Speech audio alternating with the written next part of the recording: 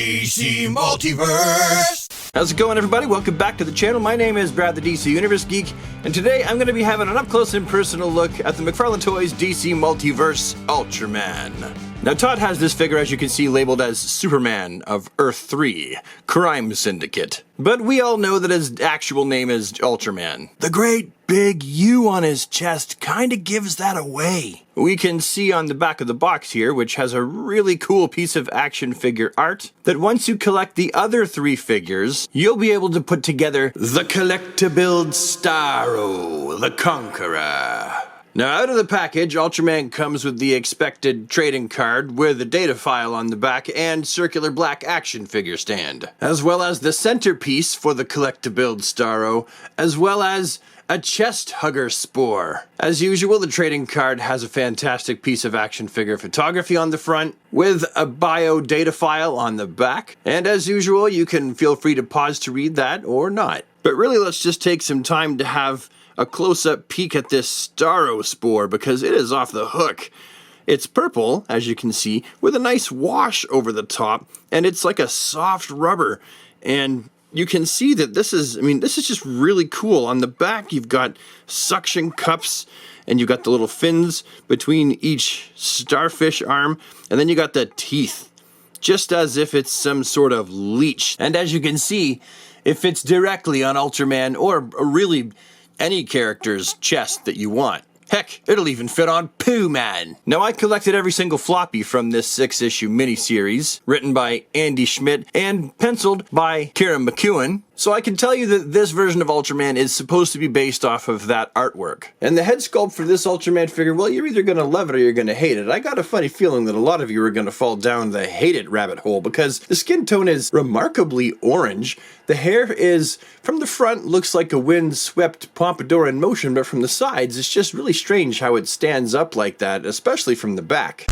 And Ultraman's face itself really just kind of looks like a really bad skin smoothing Instagram filter. Now, because I know that this head sculpt is likely not going to float everyone's boat, there are other options, fear not. Right now you're looking at the angry, fired up Superman head sculpt from the Superman vs. Doomsbat 2-pack. And here is the stern looking Superman face sculpt from the Red Sun Superman figure. Both of these actually make very good replacements for the factory vanilla head sculpt that came on the body. But overall, the figure does look really cool, and I'm interested to see what the other three figures from this series are going to look like. So a couple of things I like about this figure off the bat when I get him in hand is that even though he does have those ugly wrist balls there, you know, they're kind of hidden by the fact that they are exactly the same color as his fists, so they don't look that bad. I also like this great big U emblem on his chest, the upside down chevron triangle-y dealio. I've always wondered what that looked like right side up.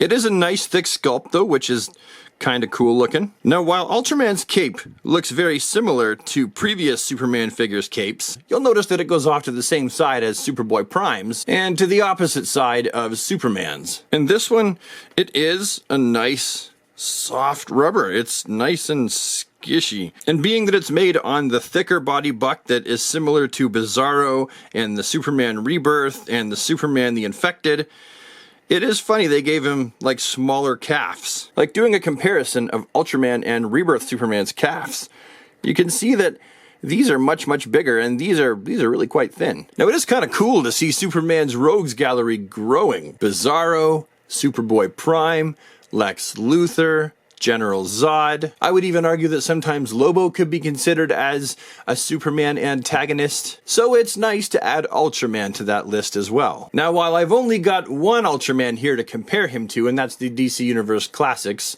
from the Crime Syndicate box set, I can't really compare him to the DC Collectibles version because I don't have it anymore. It's because I turned it into this. I did a custom with it.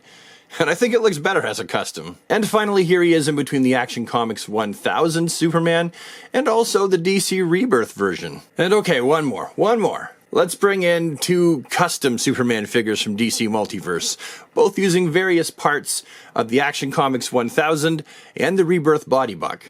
Now, as for Ultraman's articulation, he's got ample articulation in the head. This is very, very good. I really like this a lot, and he doesn't even need the neck hinge to make it so that when you combine that with the torso articulation, he can get into a insane flight pose. I mean, I would never even pose him flying like that, at least not very often. I would tend to think that the supers tend to fly like that. So this is just like overkill. So that's very good. Of course, he's going to have the rounded ball joint also in the waist. We know that's there. We know we're going to get good articulation in the arms because he's got that rounded hinge and then the circular bit that fits over top.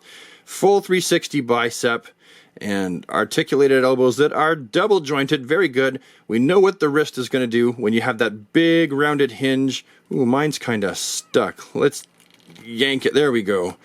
It was a little bit stuck, but we know what we're going to get with these articulation points because we've seen them 1,000 times before. We have the groin, and again, this is one question that I ask. Do we get this? It's funny, some we do, and some we really don't get that much. He's got a lot of articulation with the legs, though. I mean, back is, I don't know, how far can you move your legs back? Forward, about that, and then out. He's got double jointed knees, so when you combine all those articulation points together, the double jointed knees, the torso, the neck, I mean, yeah, flight pose, here we come. And of course, ankles on the rounded hinge that pivot and have the toe articulation. And that's it. Anyway, so what do I think about this figure now that we've come to the end? Honestly, stoked. Stoked. I really like this figure a lot.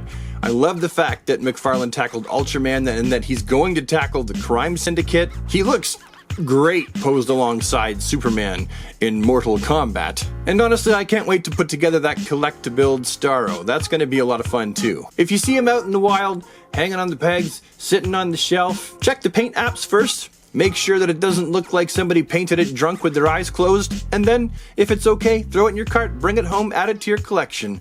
I don't think you'll be disappointed. Anyway, that's all for me. Have yourself a fantastic, super awesome DC day, and take care. Bye for now.